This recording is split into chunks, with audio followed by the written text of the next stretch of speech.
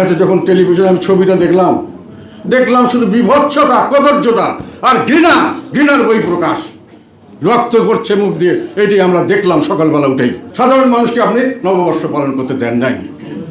ঘৃণা দিয়ে, কদর্যতা দিয়ে, কুৎসিত দিয়ে যে নববর্ষ শুরু করেছেন, সেই নববর্ষ তো আপনি নিয়ে যাবেন রক্তপাতের দিকে। সেই নববর্ষ শেষ হবে প্রতিহিংসা দিয়ে। আমাদের দেশের ভালো হবে মন্দ হবে ঠিক করছে কারা? যারা এই দেশকে লাথি মেরে বিদেশের সিটিজেনশিপ চলে গেছেন।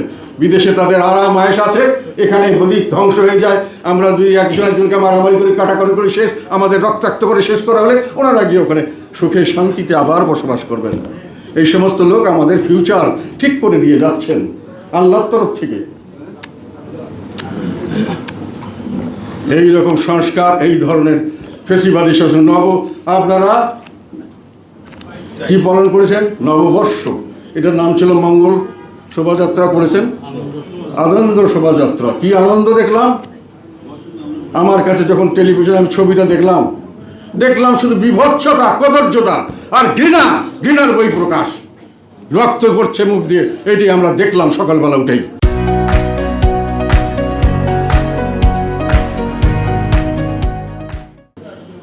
আপনারা রক্ত পিপাসু করতে চাচ্ছেন, দেশবাসীকে প্রতিহিংসা পালন করতে চাচ্ছেন, ঘৃণার দিকে নিয়ে গেছেন। সাধারণভাবে আমাদের ছেলেমেয়েরা স্বতঃস্ফূর্ত যে নববর্ষ পালন করতো, তারা কোথায়? তাদেরকে আপনি কোনো পারমিশন দেন নাই, শুধু দোসরদের পারমিশন দিয়েছেন।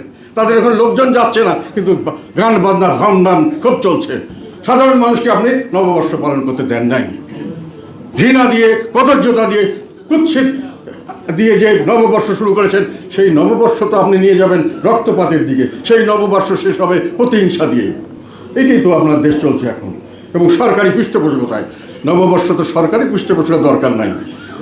মানুষ নিজের সমস্ত ধর্ম, বর্ণ, সমস্ত গোত্রের মানুষ এই নববর্ষটা পালন করতে একসাথে ঘোষণা করেছিলেন যে সবাই সুযোগ পাবে, সবাই মিলেমিশে একটা উৎসব পালন করবে। এটা আমাদের ঈদ উৎসব না, এটা পূজা উৎসব না, এটা নিউ ইয়ার আর কি বলে জেসাস ক্রাইস্টের উৎসব না, কোনো সবার মিলের একটা উৎসব। সেখানে সবাই আমরা বাংলাদেশের মানুষ কাঁধে কাঁধ মিলিয়ে যাব। আপনি হিল ট্রাক্স থেকে এখান থেকে ওখান থেকে লোক না চালেন। তারপরে কি করলেন?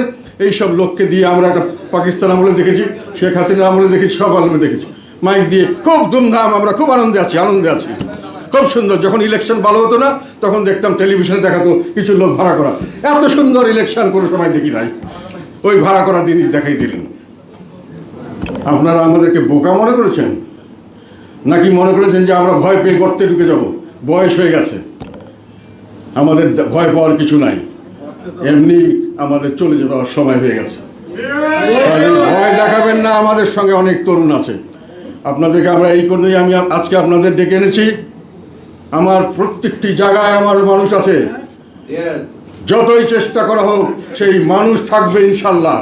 এবং আমাদেরকে যে দুর্নাম দিয়ে আমাদেরকে বিভিন্নভাবে যে পিছিয়ে হটে দেওয়ার চেষ্টা করেছে, আমরা সুবিধাবাদী, আমরা সুবিধাভোগী, এখন আপনাদের প্রমাণ করার সময় এসেছে। জনগণের প্রয়োজনে আমরা সব সময় ছিলাম, জনগণের প্রয়োজনে সব সময় সামনের দিকেও থাকবো ইনশাল্লাহ।